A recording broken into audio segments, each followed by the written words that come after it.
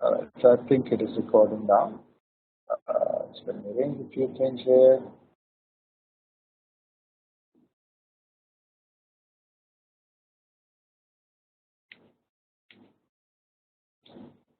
Alright, so I can probably.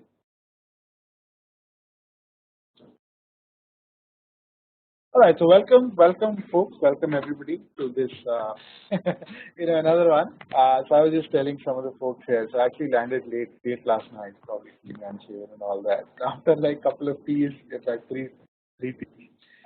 Kind of on a caffeine high right now, and I'm hoping that it will kind of wear off in a couple of hours. But I do want to go to sleep now a little bit later, right? All right, so let's just do this. So welcome everybody. As you can see, it's bright and sunny. So I'm in Delhi right now. I'm in actually Gurgaon. And those of you who are in Delhi, I'll probably get an opportunity to meet you as well. This weekend we're having one of those contact days, and I'm actually hosting those. So hosting the one in Delhi. I think the 27th. So those of you who are in Delhi, you probably will be able to meet me as well. I'll be able to meet you and all that. And also, I think over the week, I'm going to share some more details on the guest and the agenda and all of that. Right. So where it is now. Right. So this is for the 27th. All right. So I have a little bit of an agenda today. And let me see if I share my screen. Yes, should be able to see the screen. I should be able to see the screen, right? It's probably right. So June 20 basic economics, right? All of that, right? All right. So today is a kind of a little bit of a packed agenda, and obviously just totally feel free to throw questions in, whichever way you wish to. I know I've been a little slow on the forums. I think the last 2 or 3 days have been pretty hectic. Actually, we just moved to India, not moved, but kind of on a holiday with family, right? So with family means a couple of that is preparation that would be needed for that. So I haven't been very active in the forums the last couple of days, which I plan to change. Right. So, expect like a bunch of flurry of things from me. I am hoping that some of you would have submitted the assignments. I did check a few. There aren't too many assignments yet. So obviously there'll be a little bit of a penalty, I guess, right? I mean, I think the due date was Friday, if not mistaken. Just correct me if I'm wrong, right? Probably, right? That's what I usually do. So it's today. Okay, so it is actually today, right? So uh, over the next 11 p.m. I usually have it in 5 days that I can talk about. In any case, so you can take today to actually do it, and what I'll do is over, I guess, tomorrow as well, right? So I'm going to go around just hitting these and all that, right? So then tomorrow closer, right? So it's going to Sunday evening, right? So submit. Yeah, I think voice is not basic, but it's this. Hey guys, can you all please mute? Did everybody just take like a second and mute it, please? mute. No, it's not my voice here. It's somebody else's. I think. Praveen, can you please mute? Mute from my end. All right. So I think it should be better now, right? All right. All right. So that is the first one. The assignment. Do submit. I have a few. Now I was under the impression that the assignment due date is yesterday, right? So I did actually go through some of the assignments that have been submitted. But in any case, so what I'll do is I'll just talk about. Seeing is there?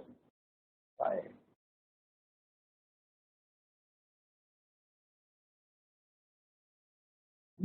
Okay. So in any case, so I didn't know that. Unfortunately, I think it's just bunch of things that have been happening here.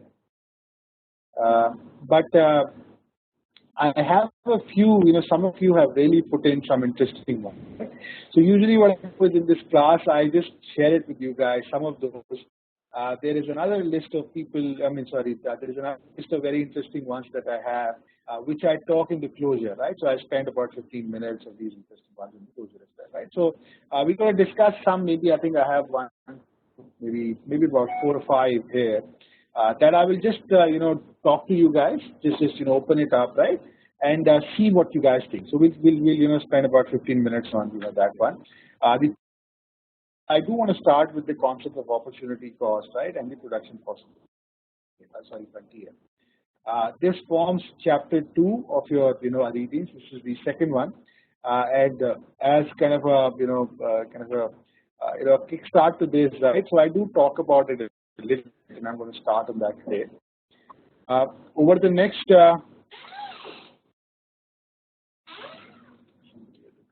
the next class that we'll do, I'm going to conclude that. I'm going to go through that and I feel that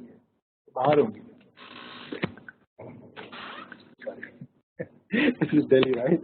Like an army of maids coming. Okay, so what what we'll do is this opportunity cost in the in the PPF. We're going to take the next class, part of the next class, to actually develop it, and come out with this concept of comparative advantage, and all the kind of good stuff, right? Why do we need trade and all that, right? So that's something that we'll do the next time. I'm going to take a little bit of the class next time. Also, next time I'm going to talk about the core problem. So be around next time if you somehow don't time to or plan to, or do go through the recording, right? Because I will be talking a little bit about the core problem, how to approach it, right? Right. So that is really the agenda for the next time. The next couple of days, as I say, forums is something personally I'll be very active on, and I strongly encourage you guys to be there too, right? Because these are some of the interesting ones, right? Notice, I think it's commendable that the participation that I've seen so far in the forums is extremely good, compared to what at least I've had previous months. So kudos to that. Continue that. So today, tomorrow, I think those of you who have not yet participated, or we're waiting for a weekend to probably sit back and think about it, and then respond. Do that. Do so today and tomorrow. Sometime maybe tomorrow night or Monday morning. Right. That's start clearing that part up. All right. So again, feel free if you have questions, just keep throwing those to me. Forums is also a very good way of actually throwing questions, right? Because it gives me a little bit time to react as well. And I think usually the class is very compressed, right? It's an hour.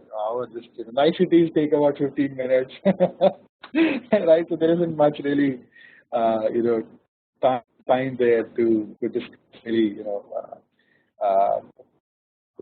to have actually a discussion, right, rather than probably right. So use forums, just put out a question. This is also due, I think, next week, right? Friday should be Friday, right? Because Saturday is the class. There are a few people who have attempted it. I've got a couple of questions, so I do kind of acknowledge those and I'm going to respond to those. Again, the thing is, just keep acting on it. Kuch na kuch karte raho, right? So keep on doing something, and if the questions keep throwing those to me, and I think by tomorrow, when I should be relatively saner, I'm going to start responding to this. All right? Okay. No, I'm talking about the Basic Economics Forum, right? So this is the one that where we have all the kind of the questions around car ACs and university meal plans and garbage and mushroom farmer. I think something that is posted there. So Q&A forum. I don't know if you probably see it as something called a Q&A forum. There is another forum as well.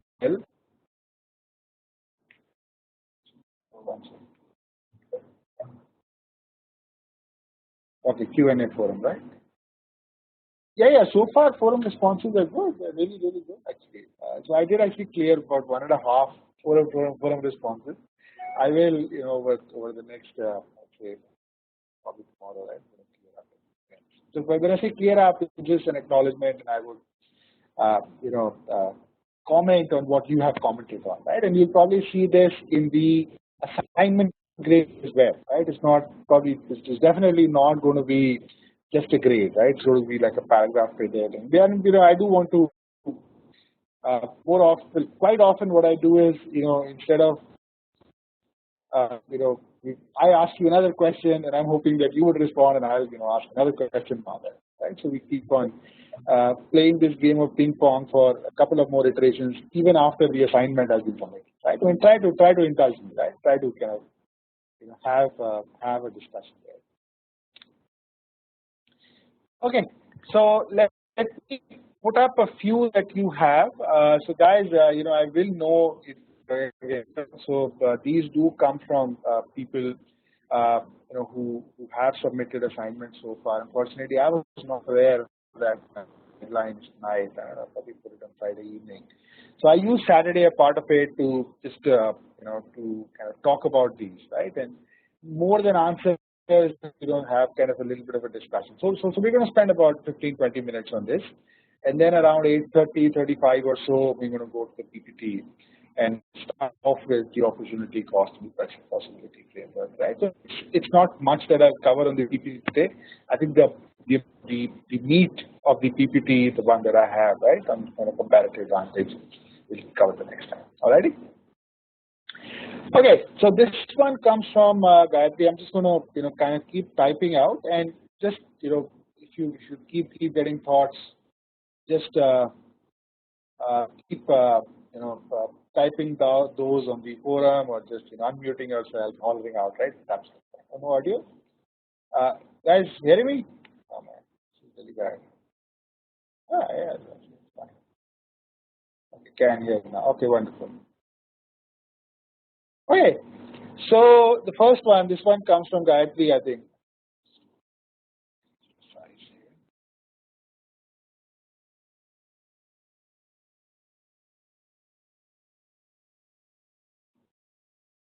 Right, I may have the wrong spelling. I think it's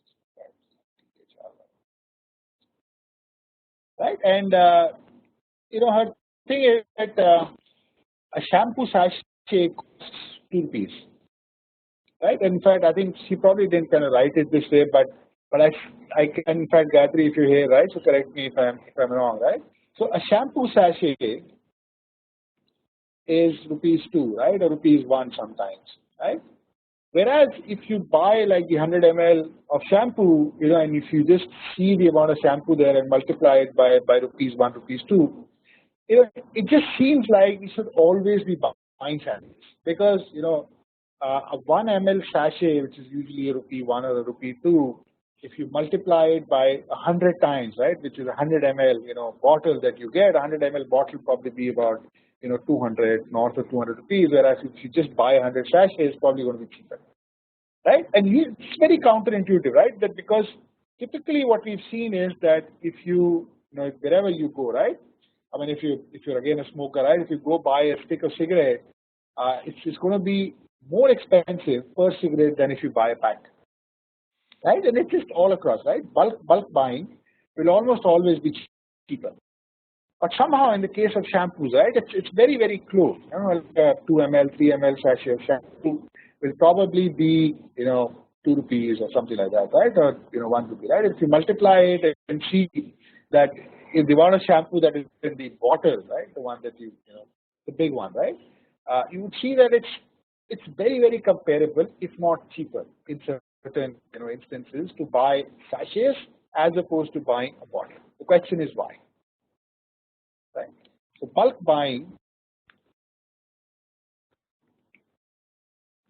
is actually more expensive. Why? Let's just see, right? So guys, what do you think? Okay, I mean, again, I don't know the answer to this one, right? So you can take this and you can ponder over it, probably research it. I haven't kind of went to the internet. I haven't researched it or whatever, right? As to why this is. I have a hunch, though. I have a hunch. Okay, so cost of bottle, a plastic bottle. I mean, it's the same thing, right? Packaging costs money as well, right? And you could. I mean, I could probably argue that to package 100 things, 100 sachets is probably going to be more expensive than just dumping everything in a bottle, right? A plastic bottle. I mean, it's just these bottles are not very expensive. Alright, the wastage air volume in sachets. No, okay, so it's just 1 ml of shampoo or 2 ml of shampoo in these sachets. Right, and I think there probably wouldn't be much air. I'm sure there is technology to kind of remove the air and all that. Okay, usage is just for see there are two reasons, right? So typically, if you look at pricing of anything,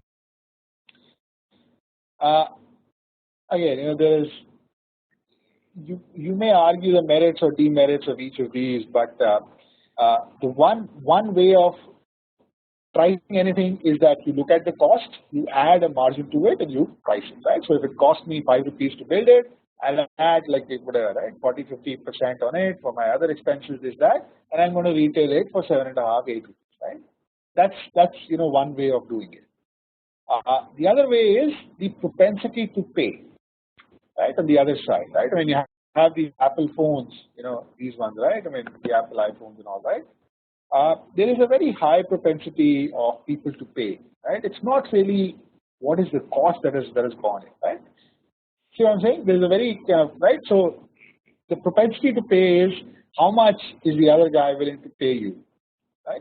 If you look at any software, for example, right, the incremental cost of producing the software is absolutely zero, right? You just try to copy the damn thing, right? Copying a zero memory is free, right? But it's the propensity to pay, right? How much is the other guy? What is the usefulness of that software to the other guy, right? And you charge accordingly. I'm just asking you, right? For the shampoo thing, where do you think it lies, if at all that is something? All right, which you put comments. Let me just go ahead.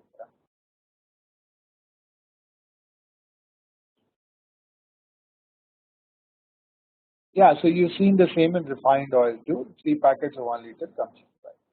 It is actually it is actually a conundrum, right? All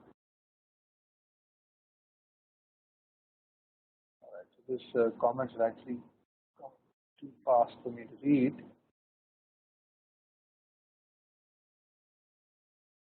Oh, Sanjeev, you put in a couple of calls. Wonderful, yeah. I haven't seen it. No, sort of say I'm a little behind the firms, but fantastic.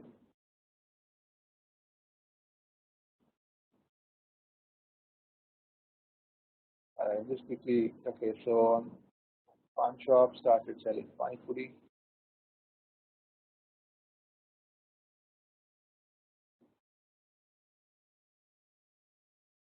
No, so again, let's just stay on this problem itself, right? I mean, if you have any, uh, so why do you think that is? Right? So I'll leave it at that, right? So why don't you go and kind of research it? I have a hunch, and the hunch is that it has to be probably something to do with taxation. Right? You know, just that the bigger bottles probably fall under a different purview, a different taxation regime than sachets. Uh, that's just my hunch, right? Let's just look it up, right? All right. So there is another one. List out a couple more, right? And then we can again similar one, right? All right. So this one I think comes from Hitesh. Uh, Says that guys, you don't use these ones, right? It's submissions that you haven't submitted. All right. I will know obviously. I have a set of people who look at it. I'm a very strict guy. Huh? Otherwise, big wings, but I'm very strict. Okay. So Hitesh says. I think let me kind of twist it a little bit. I think he's talking about credit cards and all that, right? But I think the gist and if I may just add to what Hitesh has actually written, uh, typically, right, this whole credit card business, you know, it's it just doesn't seem uh, it just doesn't seem uh, I mean, if you look at from the point of view of a merchant, right? A merchant pays 2.5 rupees as fees, 2.5% as fees to the credit card company. Uh, Gets money maybe after 15 days, right? Uh, the card holder gets credit, virtually free credit for about 45 days, give or take, right? So the billing cycle is a month, and then it gives you another 15 days to pay and all that, right? So one of the questions in this, right? So the first thing is just understanding this whole credit card ecosystem. Who makes money how, right, and why.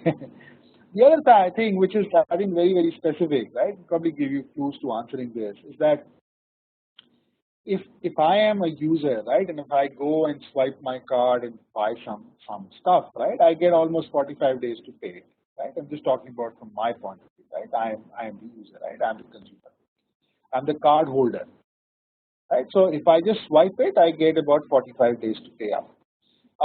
However, if I go to the ATM and I withdraw money, right? If I go to the ATM and withdraw money, the meter starts immediately, absolutely immediately, right? They're going to start charging interest on that. The question is why? Why are these two things different, right? And I think I gave you some clues by thinking on the ecosystem and all. But think about it, right? So if I withdraw money from the ATM using my credit card, right? These fellows, I'm going to use the word these fellows, start charging interest directly, right? However, if I use the card to spend, right, on whatever, right, on a shirt or something, right, or whatever, right, to spend with a merchant, card company, these fellows, these fellows give me about, let's say, 30, 45 days of free credit. Yeah, Hitesh. Oh, sorry about that. Yeah. No, I have actually Hitesh written down here. Right? So the question is why?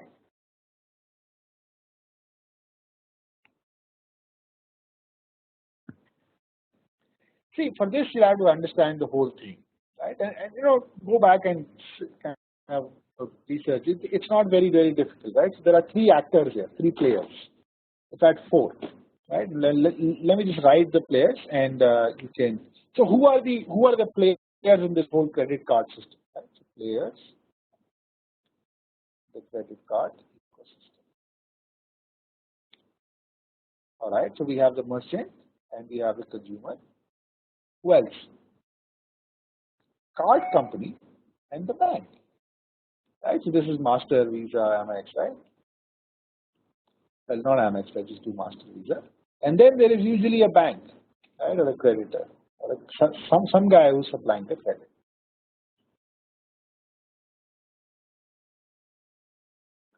Right. So the question is, it's a very nice and intricate system, right? And uh, the merchant makes money by way of asking, right? Let's just look at what are the benefits to each. Yeah, in India it's always a bank, right? Except for Amex. Yeah, so Amex is actually a card company which is usually called a network. Card network. It's called a network. Uh, right? And bank is for the credit, right? So the merchant makes, or it is beneficial to the merchant because of.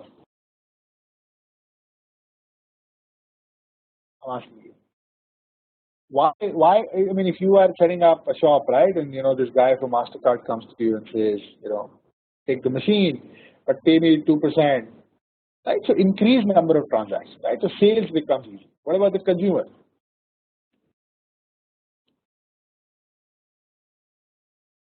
Yeah, don't have to deal with cash, everything good. But essentially it's increased sales, right? Not everyone would be willing to pay with cash, right? Or will have cash. All right. So what about the consumer, right? Okay, consumer gets credit. He doesn't have to carry cash. Some nice things at the background, right? So they do, this at the end of the month you can see how much you spent on this and that, right? Very rewards, of course, right? A bunch of kind of things that, as a consumer, uh, you know, it's a good thing. It's a good thing. Right? Card company. How does the card company make money? How much? I mean, how does Master and Visa make money? Yes, so the 2.5% comes to the card company. Typically, the merchant gets paid after 15 to 20 days. Right? Possibility of an additional. All right. So the card company makes money in at least a couple of ways. One is, of course, part of the fees, right? And the other is it collects a lot of data. So if you see analytics, for example, my wife works with American Express in analytics division. Right? They, usually for these card companies, analytics is a very big division because they get so much data on your consumer and your spending habits. It's scary at times. That it's visible to everybody. Right? How does the bank come into play? Interest percentage here too. Yeah. So again, there'll be a percentage of. See, the bank is or the credit is essentially, right. Somebody has to foot it, right. Somebody has to, at the end of the day, right. If you're paying, or rather, if the consumer is paying you after let's say 45 days, and if the merchant has to be paid 20 days, well, there is a 25-day working capital gap, right? Because the merchant has to be paid sooner, right? Of the not the transaction fees, but of the total quantum, right? Of the sale, right? Somebody has to kind of bridge this gap, right? We need some money, right, to fund this quote unquote called working capital. That's where the bank comes into play, right? But why would the bank give you credit? The bank gives you credit to, well, typically, right? If I am a bank, again, bank has two parts to it, right? There is essentially deposits and loans. Why would I well, why would a bank give anybody a loan? To make interest. No interest, right? So what is in it for the bank, right? Why would the bank give this whole ecosystem a loan for about 20-25 days? Absolutely. People may default. And what is it? Yeah, no, it's more than, it's like ridiculous, man. 45%, some of these things. So the bank, again, over time what has happened is that the systems have become so big that the default rates are relatively become predictable, right? It's like insurance, right? Insurance companies, if the insurance base is wide enough, right, you can almost, to the second, third degree of decimal place, predict how many, again, how many people are going to die this year for which claims have to be filed, right? Because the law of large number comes into play, right? So when you have, a lot of people doing it, right? Ultimately, over years, these things, when the variability, right, in default rates, for example, for credit card companies would be very minimal, right? Unless there is an economic, some kind of stuff happens, right, somewhere. So given, right, so given the number of people that will default and the outstanding portfolios, and you can run all that math, right? You can run all that math, right? I'm sure whenever you don't meet the minimum payment, there is a late fee, a bunch of that, right? You can actually model all of that and still recover. And a credit card is a very lucrative portfolio for a bank, right? So if I am a bank, let's say in the US or in India, right? It's it will give me much more than my cost of capital on an aggregate if I'm willing to do it on a bigger scale.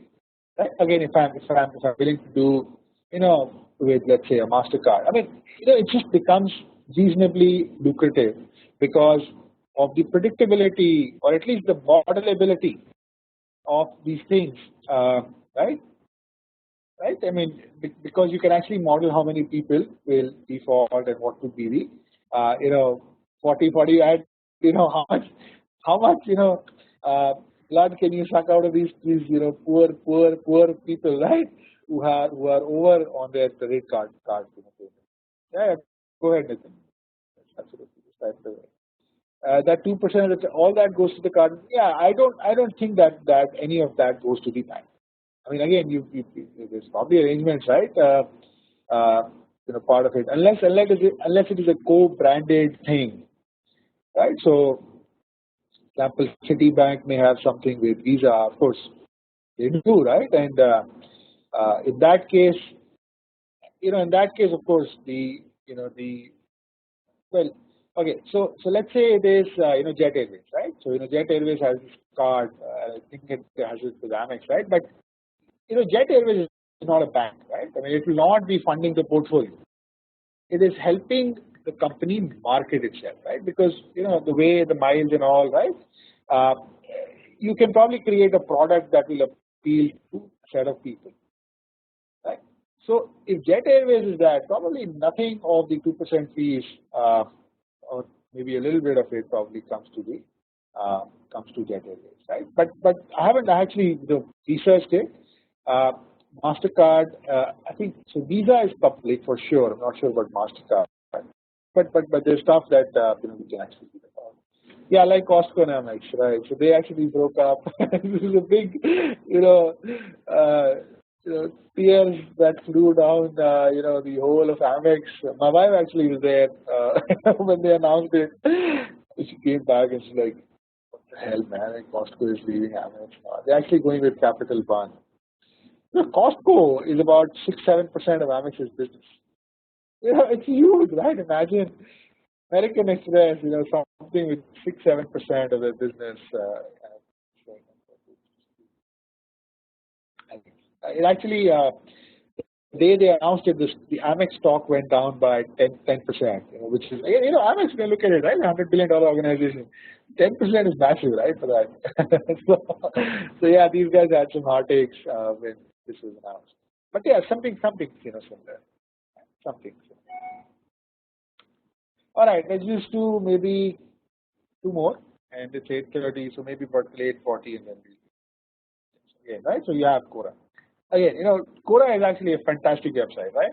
So do an RSS on Quora, right? So subscribe there, and they send you these 3 or 4 posts every day, based on your interests.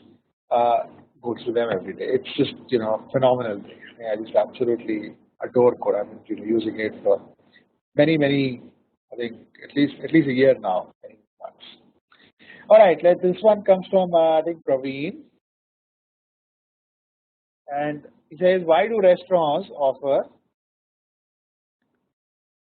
a free meal if you don't get it? What's the deal there?"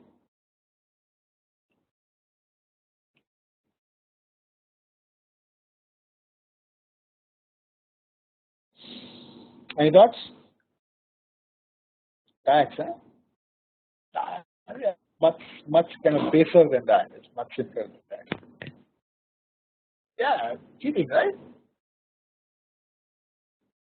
Manager, it will cost them more money to hire a manager. So instead, giving free food is much more cheaper, and the Right. cashier can't cheat. Well, that is what I put in my uh, assignment. So I think you don't have to spill the beans yet, man. I'm asking for these guys. But yeah, that's my view as well. That it just somehow becomes a self-policing mechanism, right? Because the guy who's collecting, traditional businesses, Indian businesses, right, always had the owner at cash counter, right? Always. Owner or owner's son or owner, uncle or whatever, right? Never was one of the employees. But if you have to scale, obviously you can't. You have the owner everywhere, right? If you have to scale, then you need some better mechanism, right? Trustworthy people are very difficult. Uh, so what they did was something like this, right? That if you don't get a receipt, which means it wasn't logged, then you have an incentive, a big incentive, actually, uh, to to kind of demand a receipt, right? And if you do demand a receipt, then obviously the owner actually gets it logged. So has anybody heard of this? I'm sure, right? So this company called NCR, right? What does it stand for? Anybody? NCR. It's a big company, a massive company, right? I think it's so It's National Cash Register, right? Exactly. Yeah, the ATM one, right? Not the ATM. Yeah, probably. I mean, now they've actually done a bunch of things, right? But it started off. Forget the name of the guy, but it's kind of like business folklore, right? That some kind of story speak with you. So the guy who basically founded NCR was actually a grocery store, right? And he was never making a profit, right? And then one day he goes and buys this cash, a register thing, right? So this thing where you ting ting tan, this thing opens, right? So this was like in the 20s, right? It was very very rudimentary then, and he figured out that using that, his employees, the stealing of stuff by employees actually reduced, right, significantly. What he did was he shut down the grocery business and founded NCR. He said, to hell with grocery, man. This is a great thing. I'm just going to build it, right? And then obviously this was in I think the 20s, 30s that he started, and then one thing led to another. And but today it's a very very big company. But essentially, this device disincentivized stealing, right? And I guess what the restaurants with a free meal, right, is kind of in the same spirit, in the same way. All right. Okay, there's another one. I think this is the last one that I have, and then we'll just kind of go into some stuff, which comes from Sony, and yes, I'm not sure whether it's a he or a she, but let me just use she. So she kind of has this, I think the reference is to Adobe, but it applies to many companies, right? And what kind of his or her sense is that a lot of what these companies give you is free, right? If you just look around, I mean, Android is free, right? It's free. Linux is virtually, again, depending on, right, which Linux you have, it's free. Adobe Reader, right? Acrobat Reader is free, right? But these fellows, right? I mean, look at, for example, I think these days, right? If you look at Android, and I'm sure a large part of Google is working on Android, right? So obviously they have costs. Why are they giving stuff for free? Right? So why are software, right? A very very basic software. Right?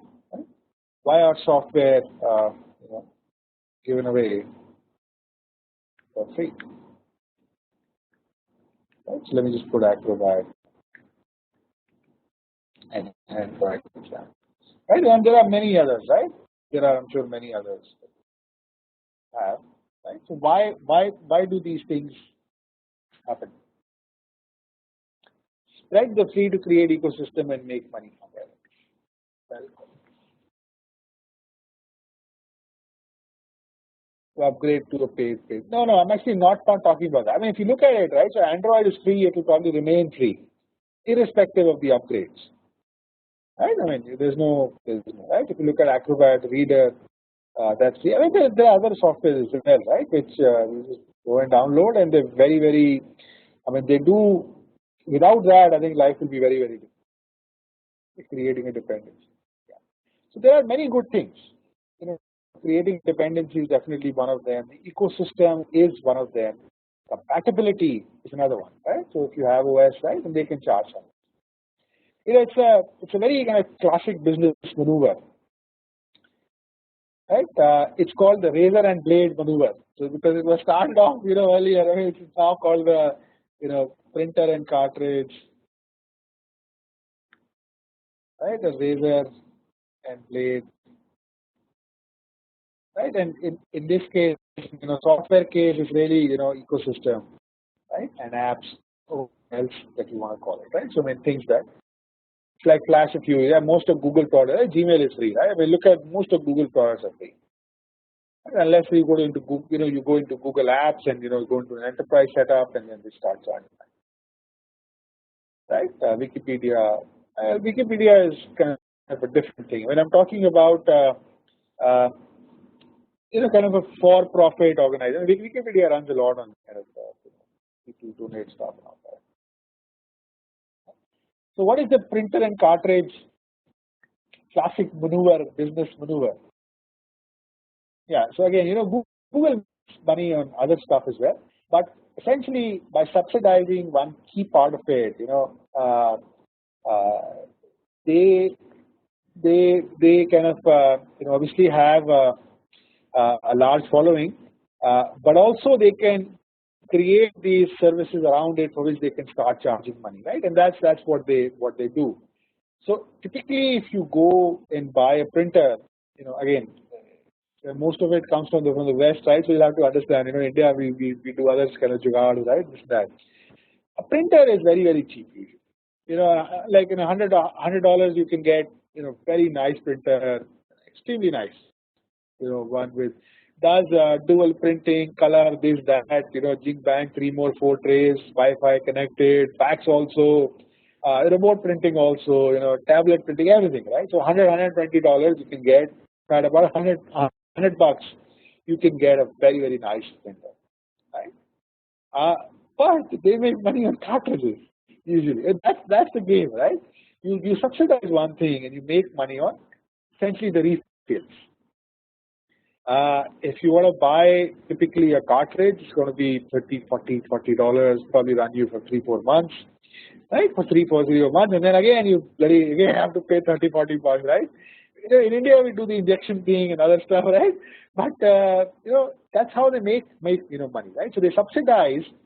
Essentially the entry barrier becomes, or the acceptability barrier, for you, right? Or trial barrier becomes very low. And once you have it, right? An HP cartridge will not work on a Canon printer. Right? It will not. And that's how. Right? The other one is the razor and blade, because it started off with Gillette, right? This whole pricing started off with Gillette. The razor is virtually free. The blade is damn expensive, right? But if you buy, this stick, right? This is essentially with a couple of blades in it, right? The first one is going to be free, but then you're stuck with it, and every time, right? These are again not very compatible things, right? You can't buy some other company's, blade and fit it into a Gillette razor. It will not happen. Right? It will not happen. Right? Exactly. So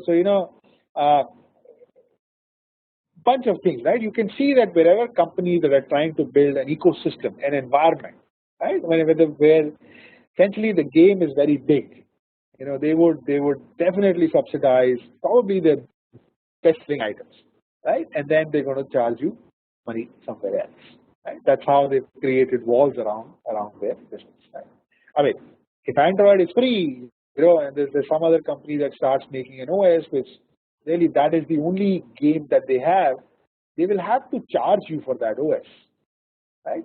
And free is always better than charging, right? Always.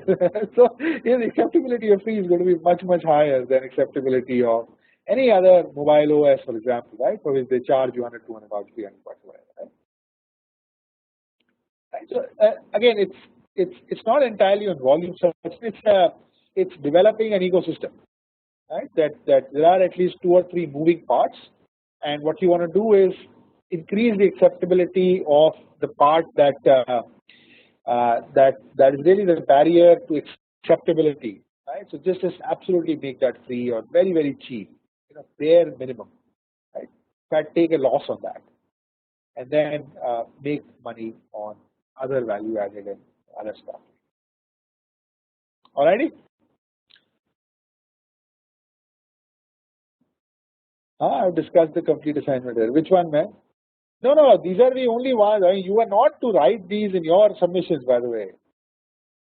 So none of these should be there now, right? So you got to think of your own things. You need to rewrite. Rewrite. That's okay. That's okay.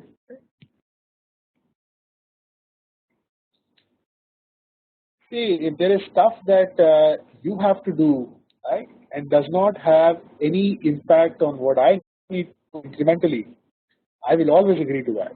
In fact, I will even encourage it, right? It's the cost-benefit principle. Right? There is no cost to me, right?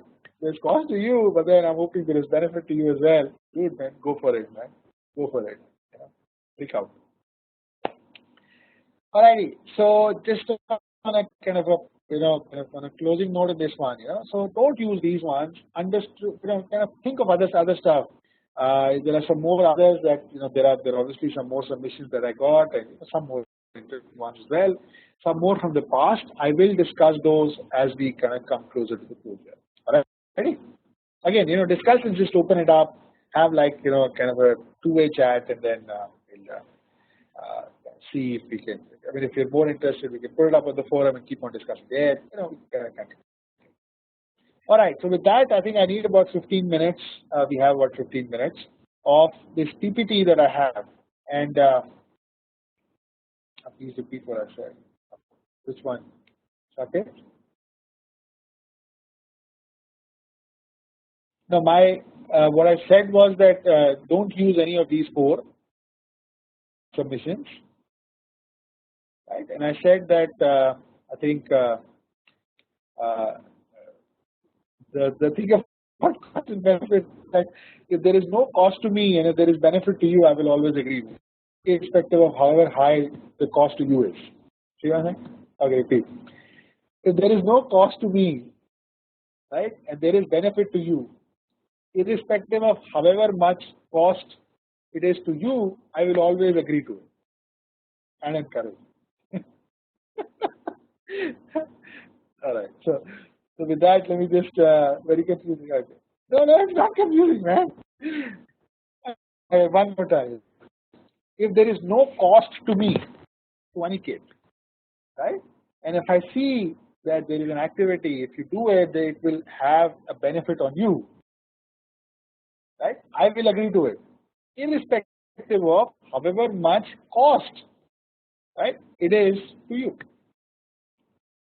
So if it comes around that you have to spend 10 hours doing an assignment, right, or redoing redoing something, right, because somehow it's discussed in the class or whatever, and obviously redoing it, there is a benefit to you, but then I have to grade the same thing, right? Either I grade a redo one or I grade an original one. It doesn't matter to me, right? So cost to me is 0. There is benefit to you. Of course, the cost to you is very, very high, but I will tell you to do it, right? Because ultimately it's better for you. Right? Okay, so with that, let me close it. Just give me one more second. I think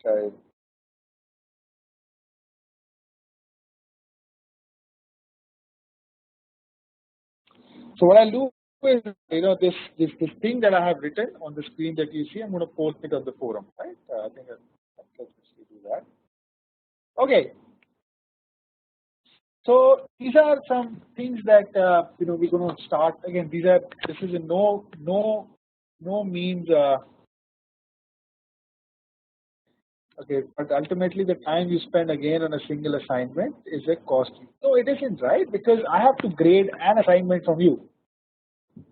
This actually came from I think right. So Sarvani said even I need to rewrite. Right, there's a bunch of people who said, so Akhilesh said I need to rewrite. So ultimately they have done something, right, and they have to redo it. But ultimately, Akhilesh is going to submit only one assignment. Ultimately, right? I mean, I will grade only one assignment. Right? So incrementally. Okay, forget it. Right, let's actually continue with this. We have about 7-8 minutes remaining. But so again, we have these few things, right? So we need to get our heads around opportunity cost, the PPF, production possibility frontier, absolute and comparative advantage, and then there is another one after this as to trade, right? And why do essentially why is trading important? And then in the closure, I'm going to talk about why doesn't it happen, right? Even though it is so important, right? So we're going to just carry on this chain of thread. Today, the next time a little bit, and then into the closure, right? But today we're just going to do the first two things. This has to be supplemented by your reading. Chapter 2, start on that. There's another reading. There's a Harvard, couple of pages there. Do go through that. Use the weekend to kind of catch up on these couple of things. Today I'm just going to give you a flavor of it, right? Just to kind of kickstart the process. By no means exhaustive, right? So you has to be supplemented by your reading. All right, so this is the agenda for today as well as the next time. So opportunity cost, the PPC or PPF or production possibility curve, and then we're going to get into what is called absolute and comparative advantage, and specialization and trade. Why is it that these things are so damn important, right? Or at least comprehending it and understanding and implementing it. Why are these things so important? All right. All right. So opportunity cost. Right. So again, it's a very straightforward concept, simple concept, right? It is essentially the cost of a choice, right? Cost of a choice. So by definition, the opportunity cost of picking an alternative, right? So you are at a juncture where there are multiple alternatives, and let's say you pick one. The opportunity cost of picking that is the value or the benefit that you would have accrued had you gone with whatever is the next best alternative. Right? So this is what I mean. Again, this is something that you could have had, but you did not, right? And there was benefit to be accrued there, albeit the benefit would most likely, well, if you are a rational guy, would be lower than the best alternative, right? And by because you picked an alternative and that you're a smart guy, the benefit there would probably be much higher than the next best alternative, right? But conceptually, it is the cost of picking. It is the foregone value or benefit, right? So foregone means that something that you did not get, right? You were not able to accrue the value benefit of the next best alternative, right? And let's just take a couple of examples here. Right?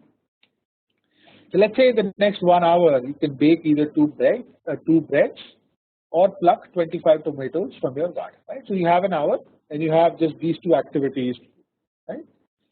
And you have to choose between these two activities, right? And keep it very bounded.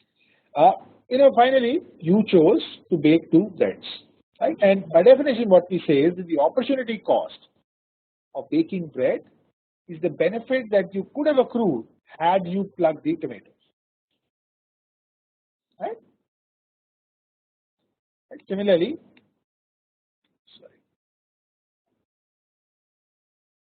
sorry, 1 second. I think I forwarded much. All right. So another example, right? So again, at many junctures, right, you are faced with these choices, right? So for your next vacation, you can either go to Goa or you can go to Ladakh, right? And the kind of person that you are, right, you chose Goa, right, because of the scenery there, right, because of something with with carbon and hydrogen and oxygen in it, right, alcohol, right. So you chose Goa. The opportunity cost of going to Goa, right, because you did choose Goa, is the benefit that you would have accrued had you gone to Ladakh. That's the definition of it, right? So, think about opportunity cost, right? Whenever you pick something, the opportunity cost of picking that is the benefit that you could have accrued had you done the next best thing. Okay, yeah, don't write one question, type the question. Sorry. Yeah. So what if? So again, 3 or more options, right? So there is a best and there is a second best, right? That's it. Third, fourth, fifth really don't count, right? See, the decision is always between two. Right? I mean, essentially, right? I mean, I don't know if you. So how does corporate bidding work? So if let us say you have, or how does tendering work? Right. So whenever you tender for a certain project, ultimately your objective or anybody's objective is to come in the top. Right. Everybody else is what is called column fodder. Those are only to fill Excel sheets. That you got so much participation in your bidding. Ultimately, it boils down to two, right? The best and the next best, right? And that's what opportunity cost is. So again, ultimately, you just have to decide. Think about it, right? I think it's just very natural. Okay, so what is the production possibility curve, right? So it is kind of a manifestation of opportunity cost. And the way it works is that you are given a series of alternatives that you can do, right? Let me just give you an example. So let's say in 1 hour you can either produce 100 lines of code or bake 4 loaves of bread, right? So by definition of opportunity cost, you can do one or the other. If you do one, then you may not be able to do the other one. But let us say you can do each of these piecemeal. Okay? You can do each of these piecemeal, a little bit. So what you can do is you can devote the full 60 minutes to, let's say, writing code, for example. In which case you ultimately write 100 lines of code, and obviously there will be no time to bake bread. Or what you can do is you can spend 45 minutes to writing code and 15 minutes to baking bread. Right? And if you do that, if you spend 45 minutes to writing code, then the way you're writing code, you will probably produce around 75 lines of code. But then the 15 minutes that you spend, you would be able to bake 1 loaf of bread. That's just provided, right? Let's just say that you don't kind of run into practical issues, right? With baking bread in the oven.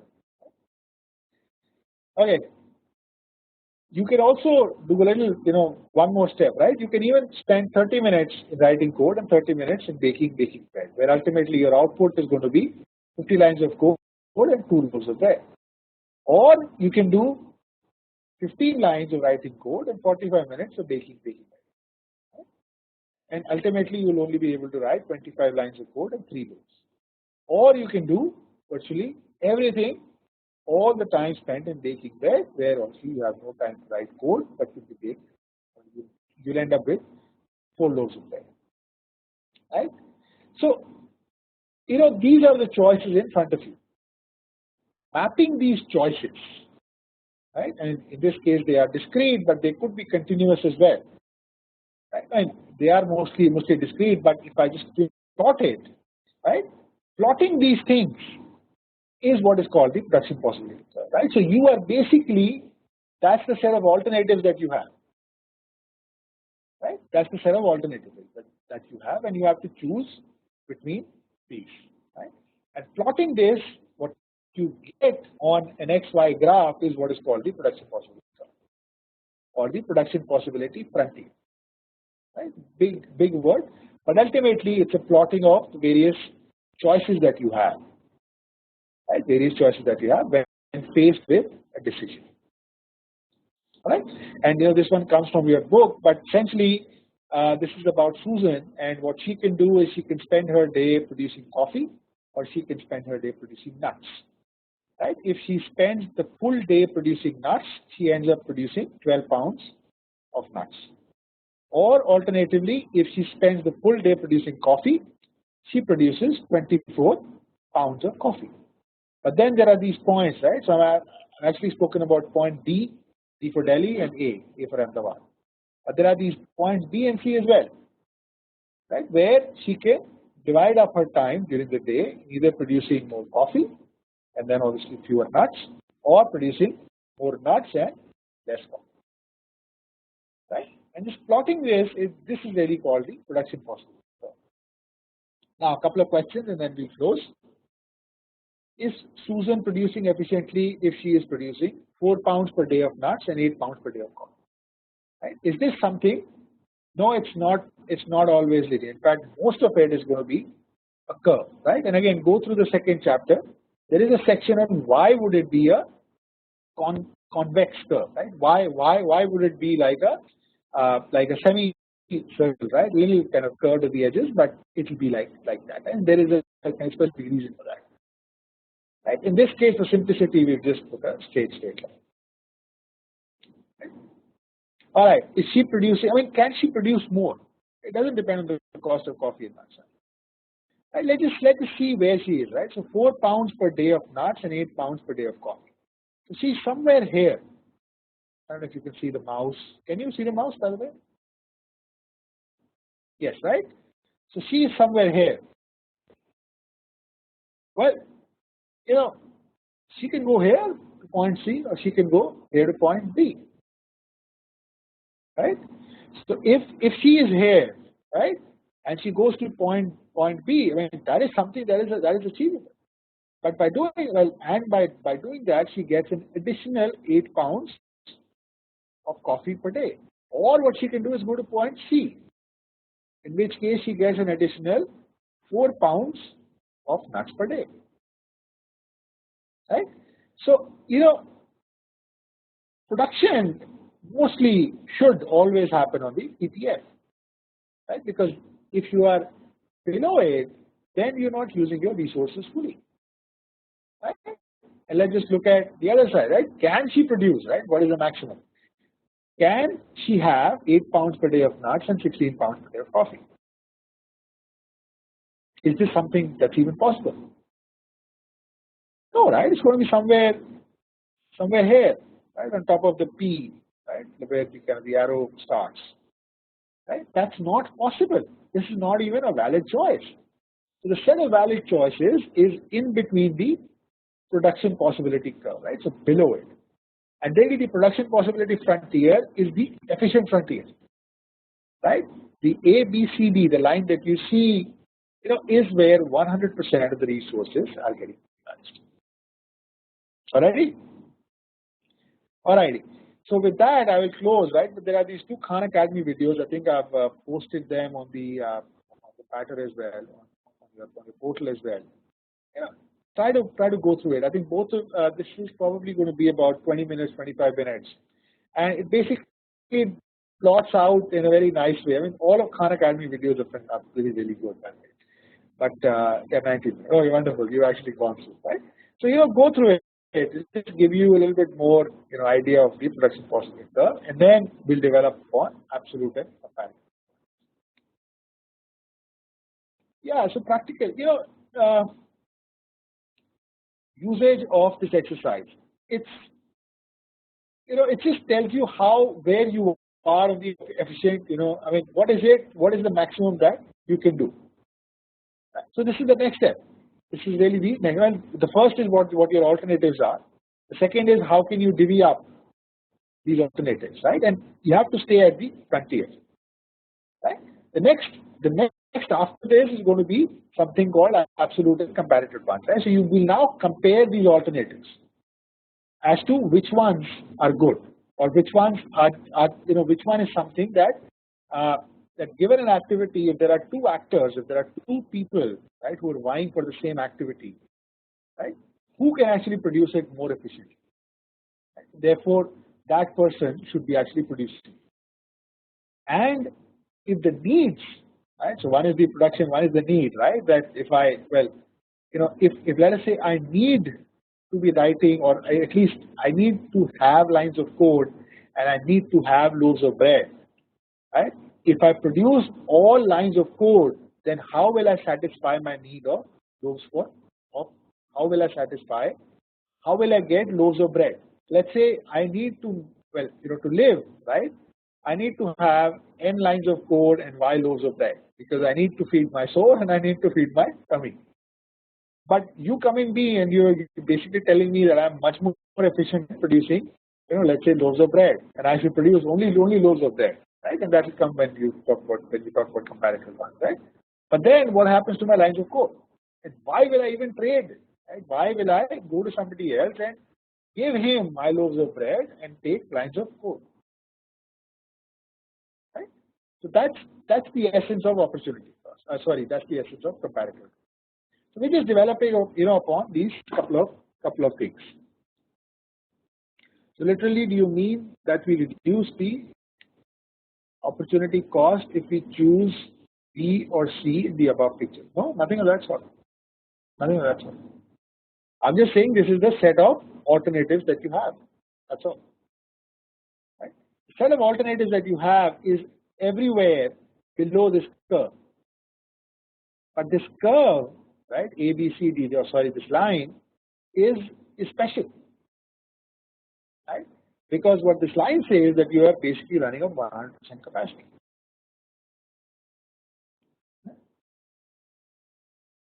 All right. So with that, let me just close. I guess it's a little after 9. I'm sorry to kind of stretch it a little bit longer than I guess. Right? I don't know how to close this.